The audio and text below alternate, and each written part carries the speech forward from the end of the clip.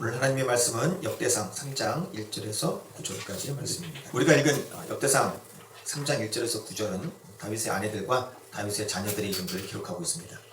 본문에 기록된 다윗의 아내들은 이스라엘 여인 아히노암, 갈멜 여인 아비가일, 그술 왕 달메의 딸 마아가, 그리고 학기, 아비달, 에글라, 바수아, 곧 바세바로 모두 7명입니다.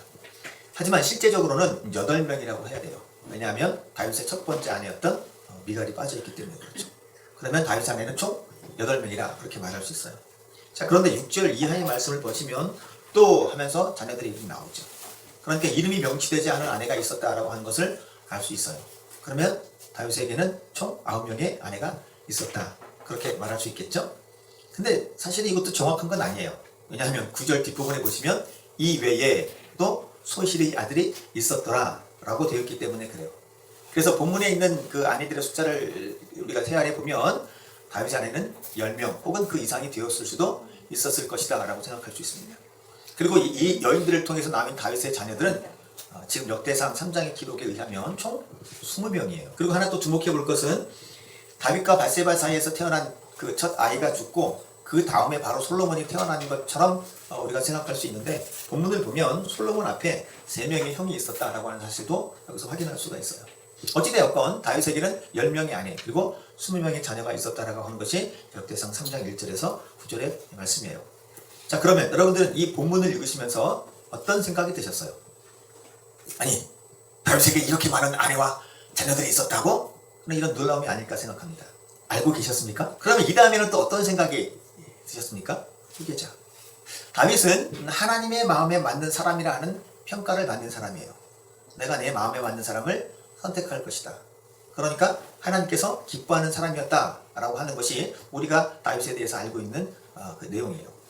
이것을 기억하고 있다면 다윗에게 단순히 이렇게 아내들과 자녀들이 많았다는 것에 놀라는 것을 넘어서서 다윗이 하나님의 말씀을 어겼다는 것에 대해서도 놀라게 돼요. 왜냐하면 신명기 17장 17절에 보시면 왕이 된 사람이 삼가해야 될 것 중에 하나가 아내를 많이 두지 않는 항목이 있기 때문에 그래요. 그러면 이 얘기는 다윗이 왕으로서 하나님께서 하지 말라고 하신 것을 했다라고 하는 것이 되는 거죠. 여기서 우리는 어딘가 모르게 좀 불안한 생각을 하게 돼요. 이 일로 인해서 다윗에게 좋지 않은 일이 일어나지는 않을까 하는 것이 그것이죠. 그런데 역대상에는 이 다윗의 자녀들로 인한 다윗의 집에 불행한 일들이 일어나는 것에 대한 기록은 없습니다. 하지만 실제적인 역사를 기록하고 있는 사무엘 하에는 이 자녀들 사이에 많은 아내들로 인해서 많은 자녀들이 생겨난 것에 의해서 그 자녀들 사이에 피바람이 일어났던 사건들을 기록하고 있어요. 이에 대한 것은 이미 잘 알고 계실 줄로 압니다. 바로 암논과 다말 사이에 있었던 근친 폭행이죠. 그리고 이로 인한 다말의 오빠였던 압살롬이 암논을 살해하는 것이고, 더 나아가서 아버지 다윗을 반역하는 자리까지 가게 되는 거죠. 곧 다윗의 자녀들 사이에 죽고 죽이는 비극이 벌어진 것이고, 그리고 아버지 다윗을 향해서도 반역하는 일들이 일어난 거예요. 그러면 지금 다윗의 가문에 이런 비극적인 사건들이 발생한 것은 단순히 신명기 17장 17절에 아내를 많이 두지 말라라고 하는 그 말씀을 어겼기 때문일까 하는 것입니다. 어떻게 생각하시나요? 이 질문에 대한 1차적인 대답은 그렇다라고 할 수 있을 거예요. 하지만 그렇다고 해서 반드시 이 하나의 말씀을 어겼기 때문에 다윗의 가정에, 다윗의 자녀들에게 이런 문제가 발생한 것이라 라고 단정 짓기는 쉽지 않습니다. 왜냐하면 다윗의 자녀들 사이에 이렇게 서로 죽고 죽이는 비극이 벌어지게 된 직접적인 원인은 다윗이 바세바를 폭행하고 그 사실을 감추기 위해서 바세바의 남편 우리아를 교묘히 살해한 것이 직접적인 원인이기 때문에 그래요. 이에 대해서는 우리가 이미 살펴본 것이기 때문에 더 살펴보지 않을 것이고, 이 시간에는 이 사건을 배경으로 해서 조금 초점을 다른 곳에 두려고 합니다. 그것은 이 다윗의 가정에 이런 비극적인 일들이 발생함에 있어서 다윗이 자녀들을 어떻게 대했으며 자녀들은 아버지 다윗을 어떻게 대했는가 하는 것이 그것입니다.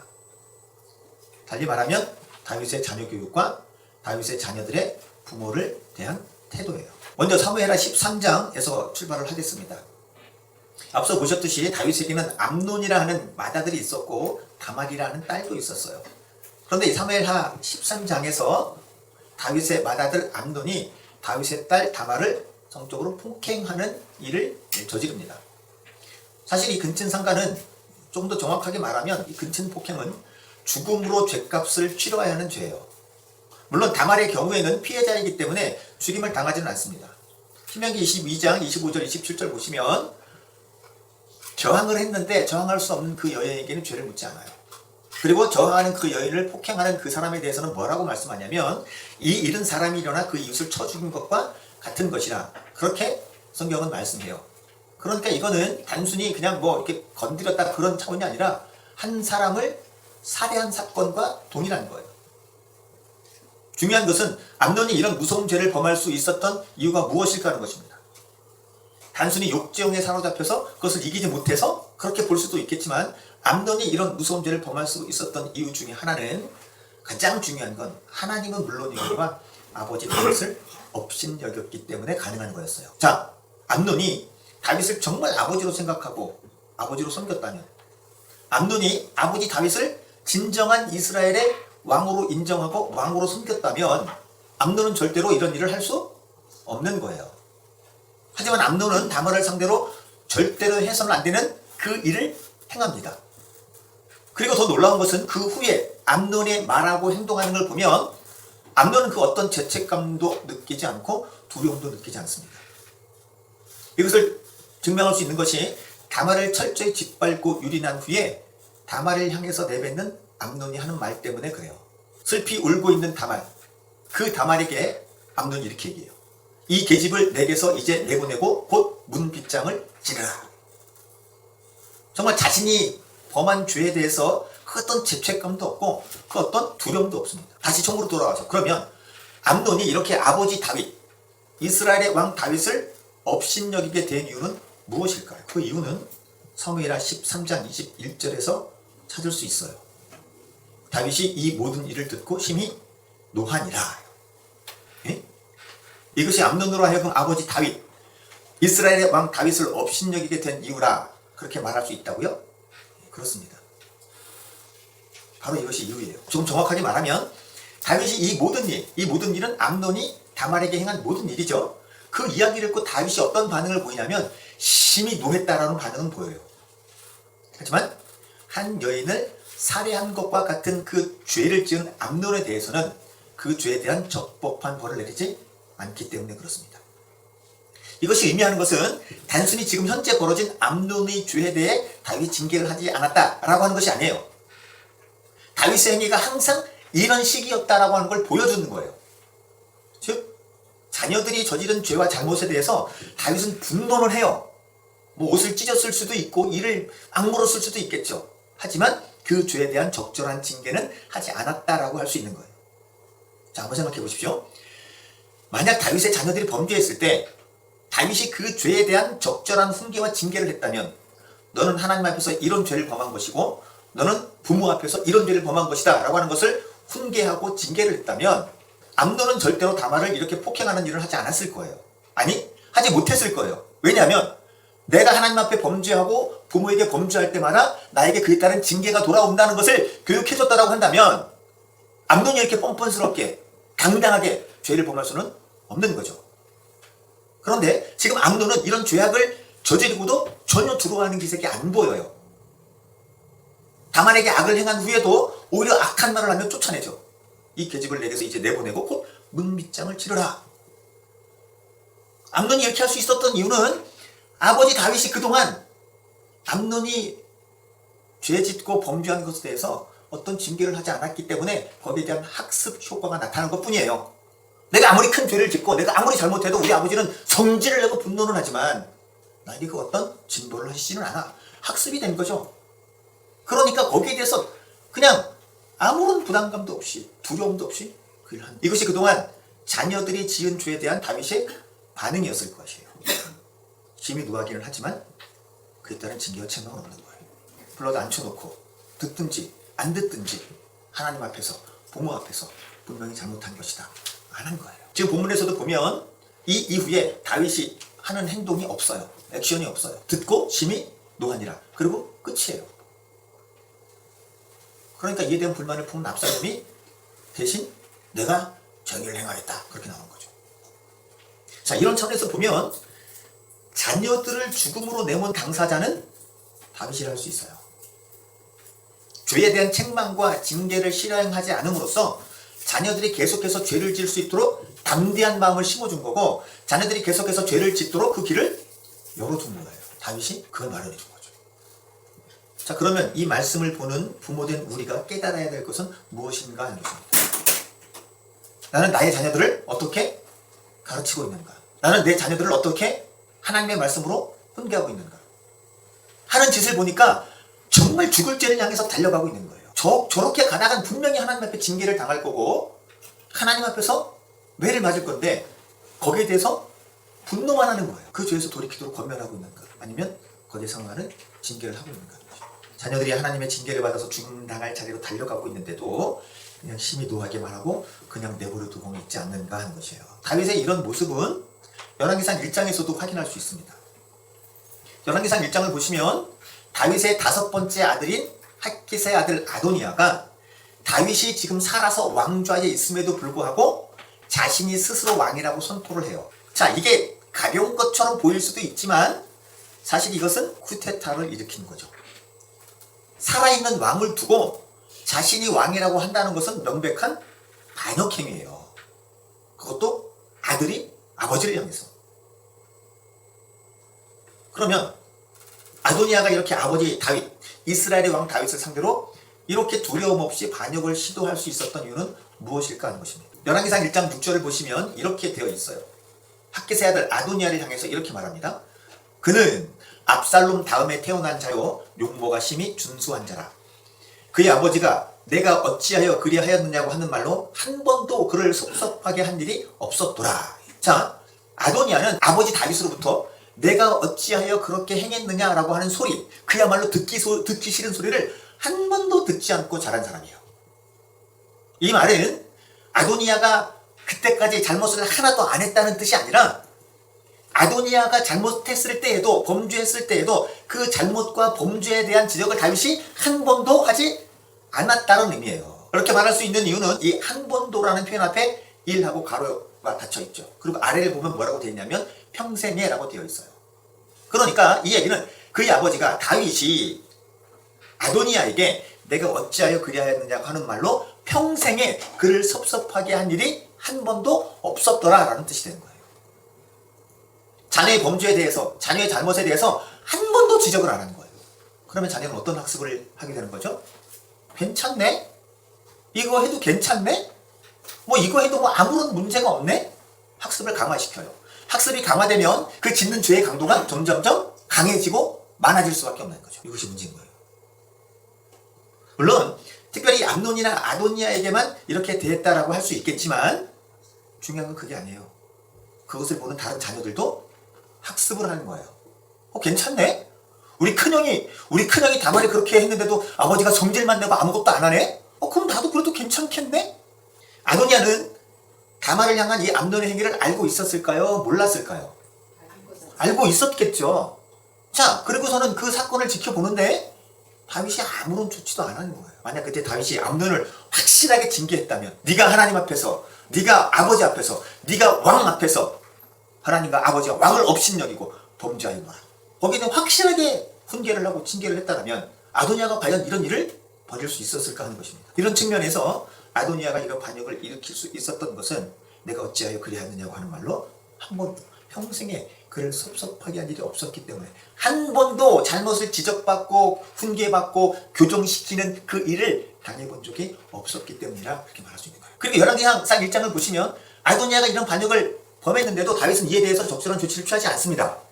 그냥 내버려 둬요. 다윗이 취한 조치는 얼른 솔로몬을 데려다가 기름을 붓고 왕으로 세우는 것. 끝. 그러니까 이게 학습된 아도니아가 하나님의 제사장들에 의해서 기름을 부은 솔로몬이 왕이 되었는데도 그 왕좌 내놓으라고 솔로몬한테 요구하잖아요. 아버지의 후처, 아버지의 후궁 아비삭을 내게 주시오. 그게 뭐예요? 왕권 달라는 얘기잖아요. 겁이 없어요. 하나님이 세우시는 것도 인정하지 않는데 뭐 아버지가 하는 거야 뭐 그게 뭐 얼마나 그게 두렵겠어요. 이렇게 큰 반역을 저질렀는데도 다윗은 아도니아에게 평생에 싫은 소리 한마디 안 하는 거예요. 그러다 보니 자녀들이 죽음을 부르는 일을 서슴없이 담대하게 하는 거예요. 물론 나중에 솔로몬에 의해서 죽임을 당하기는 하지만 계속 반복해서 말씀드리지만 다윗이 살아있을 때에는 이 아도니아에 대한 그 어떤 조치가 행해지지 않았다라고 합니다. 그러니까 더 담대해지는 거죠. 죄를 지에 있어서. 자, 이런 차원에서 보면 지금 암논이나 아도니아는 다윗이 만들어낸 작품이에요. 내 자녀들은 내가 만들어낸 작품이에요. 물론 그렇다고 해서 모든 자녀가 다 그렇다는 건 아니에요. 왜냐하면 부모들이 신실하게 말씀을 가르치고 기도했음에도 불구하고 믿음의 자리에서 떠나는 경우들이 있기 때문에 그래요. 그런 경우는 부모님들이 잘못했다라고 말할 수 없겠죠. 그러나 지금 다윗을 보면 분명하게 그렇게 말할 수 있는 거예요. 자녀들이 하나님 앞에서 죽임당할 죄를 범하는데도 그 죄에서 돌이키도록 바르게 훈계하지 않고 기도하지 않은 거예요. 지금 당장 좋은 게 좋은 거라고 얼굴 붉히지 않고 그렇게 생각할 수 있지만 부모님들이 하나님의 말씀을 따라서 자녀들을 훈계하지 않으면 그 자녀를 하나님께서 직접 징계하실 거예요. 하나님이 징계하실 때는 부모가 징계한 것과는 그 차원이 다릅니다. 그러면 부모된 우리들은 자녀들을 어떻게 훈계해야 될까 하는 것입니다. 하나님을 향하여 범죄하고 부모를 공경하라는 그 말씀을 어기고 부모를 업신여기고 무시하는, 그래서 죽음으로 달려가는 그 자녀들을 보면서 그 죄에 대해 분노만 하는 것에 그쳐야 될까요? 말해도 안 들어요. 할 수 없어요. 그러니 그냥 관계 유지를 위해서는 그냥 침묵하는 거예요 라고 그냥 넘어가야 될까요? 듣지 않으면 눈물로 기도해야 되지 않을까요? 진짜 그 자녀를 사랑한다면 기도하는 건 방법이 없잖아요. 어떻게 하겠어요? 그럼 기도해야 되지 않을까요? 내 자식의 미래가 보이잖아요.